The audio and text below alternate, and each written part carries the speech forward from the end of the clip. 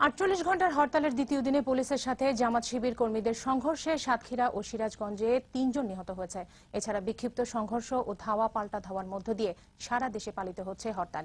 এদিকে সাতক্ষীরার কলারোয় ও বগুড়ার ৬টি উপজেলায় অনির্দিষ্টকালের জন্য ১৪৪ ধারা জারি করেছে স্থানীয় প্রশাসন। প্রতিনিধিদের পাঠানো তথ্য ছবি নিয়ে সাইফ বরকতুল্লাহর ডেস্ক রিপোর্ট।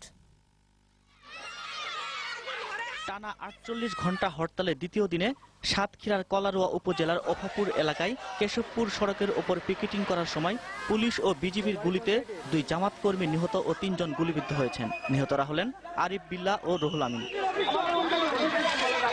সিরাজগঞ্জের উল্লাপাড়া উপজেলার পূর্ব দিলুয়াতে পুলিশের গুলিতে মাহফুজ নামে এক শিবির কর্মী নিহত হয়েছেন। প্রত্যক্ষদর্শীরা জানায়, হরতাল সমর্থকদের ছত্রভঙ্গ করতে গুলি চালায় পুলিশ। এতে মাহফুজ, রেদওয়ান ও সুহেল নামে শিবিরের ৩ কর্মী গুলিবিদ্ধ হয়। মাহফুজকে উল্লাপাড়া হাসপাতালে নেওয়া হলে সেখানে তিনি মারা যান। বগুড়ায় মাওলানা সাইদির মুক্তির দাবিতে সুজাবাদ নিশ্চিন্তপুরে শত শত নারী দ্বিতীয় বাইপাস মহাসড়ক অবরোধ করে বিক্ষোভ করেছে। হামলা করে দোকান ভেঙে দিয়ে চলে গেছে। আমি একটা গরিব মানুষ, হলে আমার যদি এই দোকান ভাঙে তাহলে আমি কি করে খাবো? আমরা এখানে ভাড়া থাকি, ফ্যামিলি বাসা। পুলিশেরা এসে এলে খুব এগেবে অত্যাচার করে তালা ভেঙে ভিতরে ঢুকছে, ঢুকে এলে জিনিসপাতি ভিতরে ঢুকছে।